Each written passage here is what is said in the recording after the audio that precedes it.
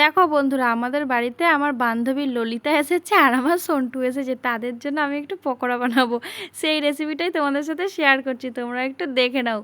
এই দেখো, আমি একটু গাজর বানিয়ে নিয়েছি আর হচ্ছে সয়াবিন, আর এদিকে বাঁধাকপি, কাঁচা লঙ্কা, এগুলো দিয়েই একটু পকোড়া বানিয়ে দেবো ওদের জন্য। আর একটু কফি, কারণ আমার যেহেতু দামোদর মাস চলছে, আমি উল্টোপাল্টা কিছুই বানাবো না। আমি আর নাম ধরলাম না, তোমরা তো বুঝতেই পারছো আমি উল্টোপাল্টা কী বলছি। আমি বলছি তোদেরকে আমি কিছু বানিয়ে দিতে পারবো না রে।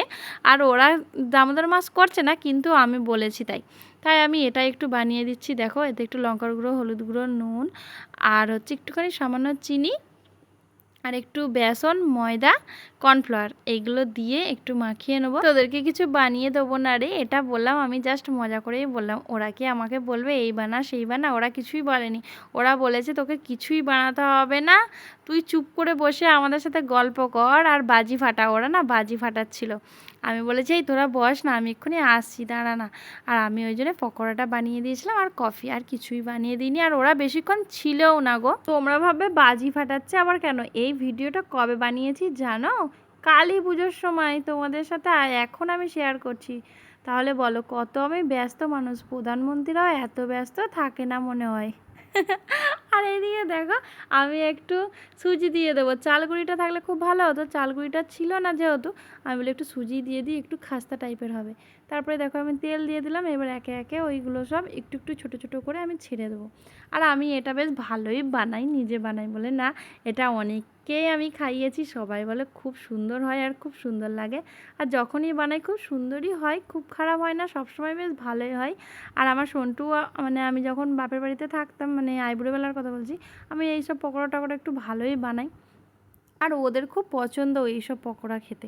আমি ভাবলাম তাহলে এটাই বানিয়ে দিই, সন্ধ্যাবেলা এসেছে আর কি বানিয়ে দেবো। তারপর সেদিনকার একটু কালী ঠাকুর দেখতে যাওয়ারও আমার একটু প্রোগ্রাম ছিল, একটু তাড়াহুড়োর মধ্যেই ছিলাম, নাহলে হয়তো আরও কিছু রান্না টান্না করতাম। আর ওরা বেশিক্ষণ থাকবেও না বলেছিল, তার জন্য আর কিছু বানাইনি, এটাই বানিয়ে দিয়েছিলাম তাড়াহুড়ো করে। কী গো বন্ধুরা, আওয়াজটা কেমন হলো শুনলে? হেভি খড়মড়ে হয়েছিল, মানে মানে খুব দারুণ হয়েছিল সেদিন। পকোড়াটা আরও সুন্দর হয়েছিল অন্য দিনের চেয়েও। আর এদিকে দেখো, আমি কফি বানাবো, ওই জন্য দুধটাও জাল করে নিলাম, তার মধ্যে চিনি দিয়ে দিয়েছিলাম আর এলাচ দিয়ে দিয়েছিলাম।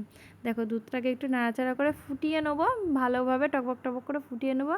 আর এদিকে লাস্টের কটা ভাজা হচ্ছে, অনেকগুলোই খোলা ভাজা হয়েছে, ছোট ছোট করে বানিয়েছিলাম তো, অনেকবার হয়েছে পকোড়াটা।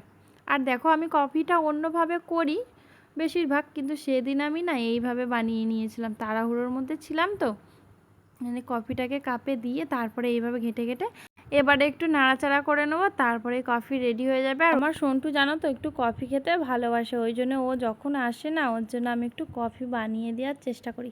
আর সবসময় কফিটা থাকে না, যেহেতু আমাদের বাড়িতে কেউ কফি টফি খায় না। সত্যি কথা, মানে আমি আগে ভালোবাসতাম, এখন একে একে সব কিছুই ত্যাগ করছি, কারণ এইসব খাওয়া একদমই চলবে না আমাদের ভক্তিপথে। কফি চাটা, আর আমি তো চা খাই না, কফিটা তবুও ভালোবাসতাম, কিন্তু ওইসব আমি এখন ধীরে ধীরে ত্যাগ করে দিচ্ছি। যা যা জিনিস নিষেধ আছে সব কিছুই ত্যাগ করছে। আর এইদিকে দেখো, বান্ধবী ললিতার হাতে সময় এত কম, দাঁড়িয়ে দাঁড়িয়েই খেয়ে নিচ্ছে। আর এর মুখ দেখো, মুখ বাঁকাবে না মুখ দেখাবে না ভগবান জানে। আচ্ছা বন্ধুরা, তোমাদের এই ভিডিওটা কেমন লাগলো আমাকে কমেন্ট করে জানাবে। আর আমার এই ভিডিওটা দেখার জন্য তোমাদেরকে অনেক অনেক ভালোবাসা, অনেক অনেক ধন্যবাদ।